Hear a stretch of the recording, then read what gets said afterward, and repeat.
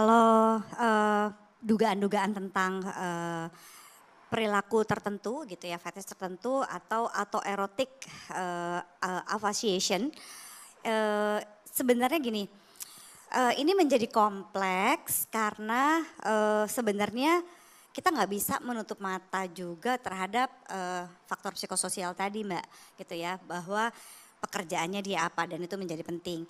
Nah kalau saya mau berbicara mengenai seksologinya sendiri, pertama autoerotic asphyxiation itu adalah perilaku seks menyimpang di dalam DSM atau Diagnostic Statistical Manual for Mental Disorder. Tapi kita tidak mengarahkan ke yang bersangkutan, Kita Mbak. mengarahkan ke yang bersangkutan. Jadi gini, saya justru curiga ini bukanlah sebuah bentuk bunuh diri.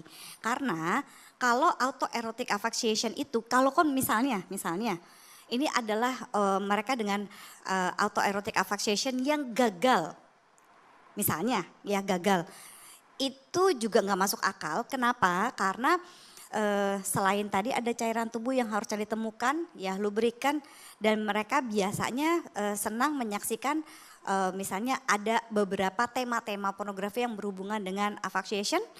Terus begitu kalaupun tidak ditemukan luka misalnya abusive dan sebagainya, harusnya kalau memang dia benar-benar asphyxiation, dia memiliki luka-luka lama yang udah mau nyerempet-nyerempet ke kejadian.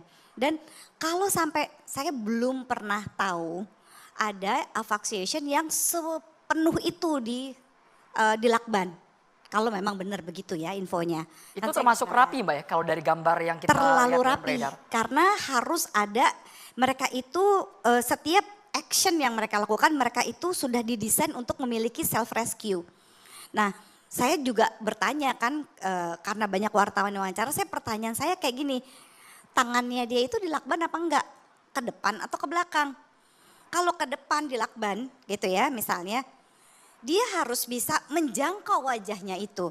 Dan kalau dia menjangkau wajahnya karena mereka itu bukan mencari kematian ya, asphyxiation itu. Dia mencari suasana-suasana antara momen, antara mau matinya itu, momen sesaknya. Ada yang harus menghalangi udara, ada yang ingin ditindih gitu dadanya. Tapi kalau ini udara pun biasanya dia hanya di sekitar hidung. Nggak mungkin sampai ketutup sepenuhnya. Minimal sampai saat ini saya belum pernah tahu ada kasus yang segitu fullnya. Jadi memang tidak ada tanda-tanda kekerasan ditemukan sendiri itu sudah relatif memenuhi syarat. Tapi untuk yang lain kayak untuk arousal activity-nya nggak ada sexual sex toys. Dan yang paling menentukan dalam seksologi untuk tahu bahwa ini si individu ini benar-benar asphyxiation atau dia memang melakukan percobaan bunuh diri. Kita mesti melihat istilah yang namanya parafernalia. Di mana parafernalia ini adalah dia punya ikatan udah pasti. Tali-tali ikatan itu ditemukan apa enggak. Kalau tidak ada tali-tali ikatan atau yang paling lebih lucu lagi misalnya ya, tali ikatannya baru, itu hampir nggak mungkin.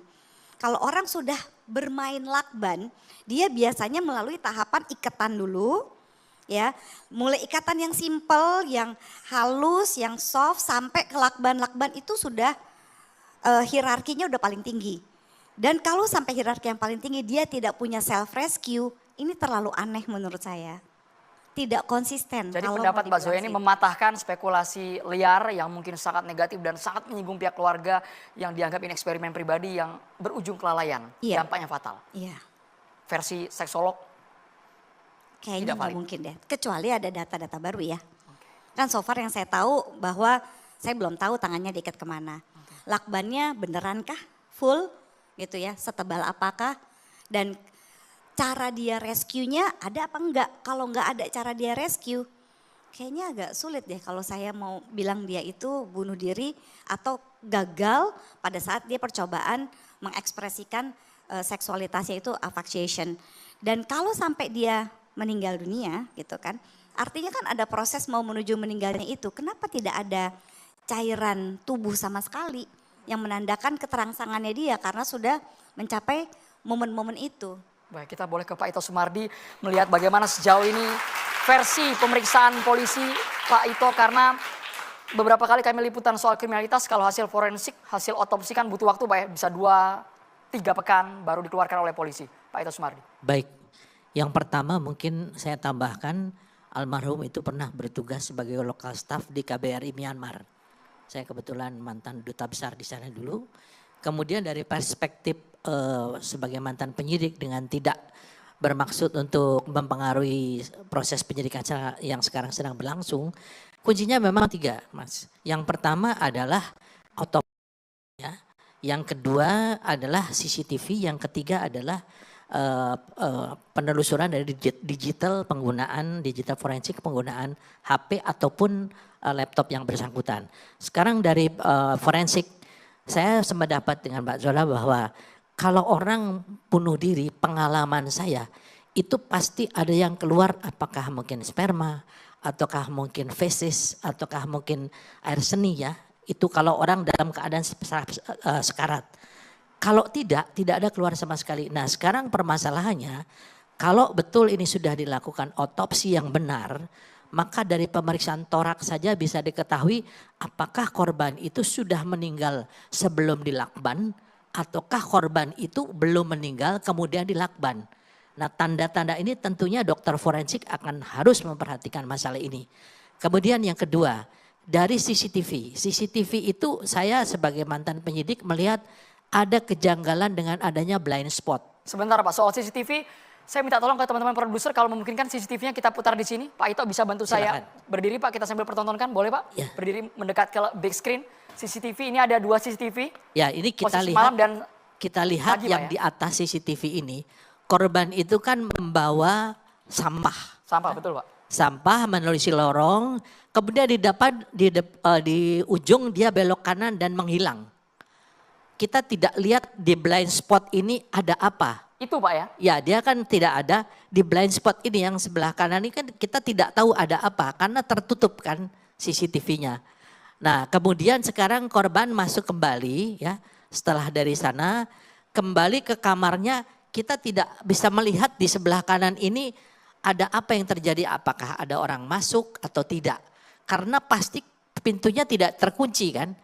Karena korban ini kan akan kembali, mungkin bisa diteruskan ya CCTV-nya. Oke, CCTV-nya kita play kembali. Nah, di play kembali, Kita ini kan posisi korban korban sudah setelah kembali, Pak, ya? membuang sampah. Oke. Tidak ada sesuatu aktivitas yang bisa mengawasi di sini kecuali CCTV. Sementara CCTV yang di sisi kanan di sini adalah dalam posisi blind spot, ya. Kita nggak bisa lihat apakah ada orang masuk, tapi yang jelas sudah pasti pintunya terbuka. Ini Pak, setelah membuang sampah kembali. Ya, ini kembali kan, dia masuk. Bisa nggak kita lihat ada orang masuk atau tidak? Itu masuknya kan blind spot. Nah, blind spot kita tidak lihat, kecuali kalau yang di tengah pasti akan kelihatan kan, keluar masuknya orang. Nah, kemudian yang kedua, saya lihat sekarang di CCTV, penjaga itu katanya dihubungi oleh istri. Itu nanti tugasnya abah yang bisa menyampaikan. Nah, di sini dia cuman melihat tidak ada upaya mungkin untuk mengetok gitu ya. Misalnya, Mas, tadi dicariin sama ibu, berusaha diberitahu gitu kan. Dia ke sana kan tidak masuk kanan, ngapain dia di sana? Ini persepsi saya ya, opini saya. Dia kembali kemudian dia hanya melihat saja. Tapi kan di sini juga ada blind spot yang kemudian dia mencoba melihat, dia lewati. Logikanya kalau orang minta tolong, pasti di depan pintu yang diminta tolong diketok dong. Atau dipanggil lah namanya. Pertanyaan saya, kenapa? Nah, di jam ini, waktu inilah, nah itu dia akan lihat kan. Nah, kita tinggal lihat apakah memang betul-betul yang bersangkutan memanggil korban.